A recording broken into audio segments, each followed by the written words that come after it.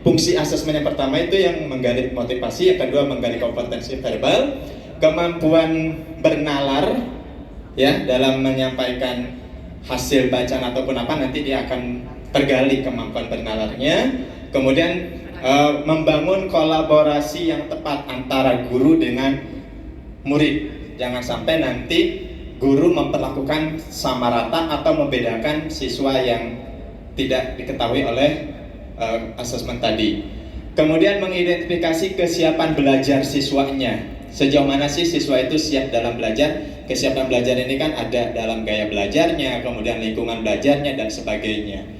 Dan menentukan metode apa yang akan dilakukan guru dalam melakukan pembelajaran selama dia mendampingi murid tersebut di awal sampai akhir. Ini yang harus dilakukan. Jadi menurut kelompok kami, fungsi asesmen itu ada 6. Kemudian prinsipnya, semua asesmen itu harus berpusat pada murid, bukan lagi berpusat pada guru. Artinya gini, guru menentukan asesmen semaunya aja, tidak memperhatikan kebutuhan muridnya seperti apa.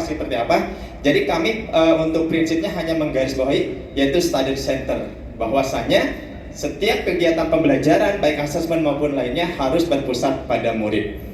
Kemudian yang ketiga, strateginya yaitu menyiapkan bahan dan media. Karena kita sudah masuk pada teori multimodal, berarti kita tidak harus monoton dengan kertas yang polos yang dituliskan dengan huruf, tapi kita bisa melakukan multimodal. Itu ya, bisa menyajikan. Kalau memang terkadang guru tidak siap tapi hari itu harus melakukan asesmen, banyak cara, tapi dengan konsep menerapkan multimodal.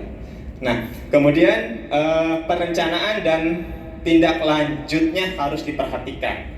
Jadi strateginya setelah ada rencana asesmen, bagaimana tindak lanjut setelah dia melakukan asesmen. Jangan sampai setelah asesmen sudah selesai, tadi dikatakan bisa di awal, di tengah, di akhir, tapi kita tidak melakukan tindak lanjutnya. Ini hanya sebuah kalau hanya di awal, di tengah, di akhir itu hanya sebagai schedule saja, tapi kita tidak melakukan tindak lanjut seperti apa untuk menghadapi beberapa kategori siswa yang telah kita deteksi melalui asesmen tadi. Kemudian untuk yang terakhir, yang ketiga, yaitu komunikasi.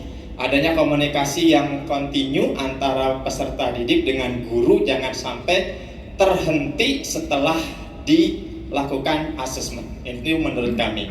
Kemudian yang keempat, naik Pak dikit, naik aja dikit aja Pak, jangan banyak-banyak.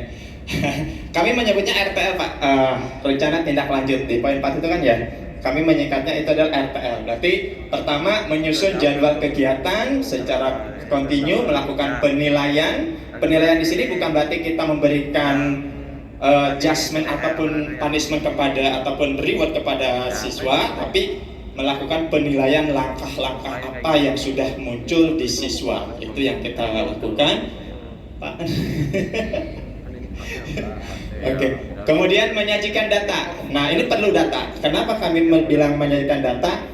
Data ini akan kita jadikan sebagai pedoman kita untuk melakukan pembelajaran. Data ini bukan hanya dipegang oleh guru, tapi diserahkan ke pihak sekolah dan diserahkan ke wali murid. Jadi semuanya akan terjadinya berkesinambungan. Bukan hanya tugas guru di kelas memberikan pembelajaran, tapi orang tua tidak tahu. Ini nanti akan terjadi miskonsepsi. Tapi kalau datanya ini sajikan, bukan berarti kita memberikan sesuatu kepada wali murid itu, ini anaknya begini, enggak, tapi sebagai teori kontrol saja. Dan keempat, refleksi, sebagai refleksi buat guru dan siswa ke depannya.